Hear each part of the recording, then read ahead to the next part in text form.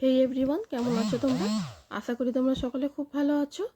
আমাদের মধ্যে অনেকেই আছে যারা কুকিংয়ে বেশ পারদর্শী, পিঠে পুলি সব কিছুতে যারা এক্সপার্ট, কিন্তু আবার অনেকেই আছেও যারা এই পিঠে পুলিতে অতটা এক্সপার্ট নয়। তারা কিচেনে নতুন নতুন নতুন রান্না করছে, তাদের জন্য অবশ্যই এগুলো নতুনত্ব জিনিস। পিঠে পুলিটা একটু টাফ হয়, সেক্ষেত্রে চুষি পায়েসটা এরকম একটা জিনিস যে অনেকেই বলে যে হয় চুষি কাটতে পারি না। কিছু বছর আগে পর্যন্ত আমারও এই ধারণা ছিল, চুষিটা আমি কাটতে পারতাম না বা দুধে দিলে ঘুলে যেত। তো তাই জন্য এখন তো করতে করতে শিখে গেছি, অভ্যেস হয়ে গেছে। তাই ভাবলাম তোমাদের সঙ্গে একটু ভিডিওটা শেয়ার করি, আমি কিভাবে সহজ পদ্ধতিতে চুষিটা করি। এরকমই হয়তো অনেকে নতুন যারা করছো তাদের হেল্প হবে। তো তোমরা দেখলে আমি 2 কাপ জল নিয়েছি। জলটা গরম হলে ওর মধ্যে নুন দিয়ে 1 কাপ চালের গুঁড়ো নিয়েছি। এটা আমার কেনা চালের গুঁড়ি, আতপ চালের গুঁড়ি। আর তারপরে ওটাকে ভালো করে নাড়িয়ে আমি বন্ধ করে রেখে দিয়েছিলাম 5 মিনিটের জন্য। দিয়ে খুলে ওটাকে নাড়িয়ে আমি একটা দেখো থালার মধ্যে ঢেলে নিয়েছি। ঢেলে আমার যেহেতু একটু জলটা বেশি হয়ে গেছিলো, আমি একটু গুঁড়ো চাল গুঁড়ি নিয়েছি। আচ্ছা, অবশ্যই গুঁড়ো চাল গুঁড়ি আর একটু হালকা গরম জল সাথে রাখবে যখন আটাটাকে ভালো করে, মানে এই চাল গুঁড়িটাকে ভালো করে মাখবে। যদি বেশি শুকনো মনে হচ্ছে, আটাটা একটু বেশি ড্রাই, তবে অল্প করে উপর থেকে জলটা দেবে, গরম জলটা দিয়ে মাখবে। আর যদি আমার মতন একটু বেশি নরম হয়ে যায় তবে চাল গুঁড়ি দেবে। দিয়ে ভালো করে ঠেসে নেবে।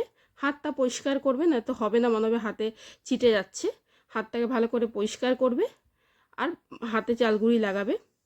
লাগিয়ে দেখো আমি এখানে কি করলাম, এমনি রোল টাইপের পাতলা রোল করে নিয়েছি, নিয়ে চামচের পেছন দিয়ে কেটে নিয়েছি। দিয়ে দেখো হাতে যেমনি আমরা সলতে বানাই সেরকম সলতে বানানোর মতন করে নিয়েছি সবগুলো। একদম হাতে হালকা হাতে, বেশি প্রেস করবে না, হালকা হাতে এরকম সলতে যেমনি বানাই অমনি বানিয়ে নেবে। দিয়ে স্টিলের একটা থালা নিয়েছি, ওর মধ্যে আমি একটু গুঁড়ো চাল গুঁড়ি দিয়ে দিয়েছি যেন না চিটে, একটা একটা মানে অপরের সাথে চুষিগুলো না চিটে যায়। সেরকম করে সব চুষিগুলো আমি তৈরি করে নিয়েছি। দেখাবো এরপরে তোমাকে কতগুলো চুষি হয়েছে আমার তৈরি। এই দেখো এতগুলো চুষি হয়েছিল তৈরি আমার। আমি একটু পরের দিকে একটুখানি কাজ সহজ করার জন্য চুষিগুলো বড় বড় করে দিয়েছি, একটু ফাঁকিবাজি কাজ করেছি। তোমরাও নতুন নতুন করতেই পারো। আর এখানে দেখো আমি আধা লিটার দুধ নিয়েছি। দুধটা যেই ফুটে উঠেছে তাই আমি গ্যাস কমিয়ে চুষিগুলো দিয়ে দিয়েছি। চুষিগুলো দিয়ে একদম হালকা হাতে একবার নাড়িয়ে ছেড়ে দিবে, একটা বয়েল আসার মতন। এই ব্যাস, এই হালকা হাতে একদম নাড়াবে। দেখো আমি কেমনি নাড়ালাম, নাড়িয়ে বন্ধ করে দেবে। এই যে দেখো বয়েল এসে গেছে, এরপরে বন্ধ করে দেবে। আর যদি তোমরা ছোট ছোট চুষি বানাও তবে তো একদমই কম ফুটাবে, দুধের সঙ্গে বেশি ফুটাবেই না। আমার চুষিগুলো দেখো নরম হয়ে গেছে। আমি এরপর গ্যাসটা বন্ধ করে এর মধ্যে গুড় দিয়ে দেবো। আমি গুড়ের বানিয়েছি, নলেন গুড়ের বানিয়েছি। আমি এর মধ্যে গুড় দিয়ে দেবো, কিন্তু গ্যাসটা বন্ধ করে দেবো।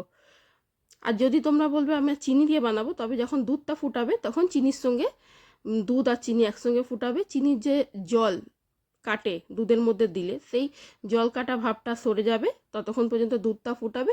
দিয়ে চুষিটা দিয়ে ফুটিয়ে নামিয়ে দেবে। আর এই ক্ষেত্রে আমরা চুষিটা দিয়ে আগে ফুটিয়ে গুড় দিয়েছি, দিয়ে দেখো গুড়টা যখন গলে গেছে তখন এই একবার বয়েল করে নিয়েছি। এই একবার বয়েল করে নেওয়াতে দেখো আমার পুরো পারফেক্ট চুষি রেডি তোমাদের সামনে। না দুধে গুলেছে, না শক্ত হয়েছে, কিছু নরম তুলতুলে একদম দারুণ খেতে হয়েছিল, টেস্টি। আর এরকমই একটু পাতলা পাতলা নামাবে, কেন গুড়ের বানাও আর চিনি বানাও, চুষি ঠান্ডা হওয়ার পরে জমে যায়, একদম মোটা মোটা হয়ে যাবে, একদম পুরু পুরু হয়ে যাবে।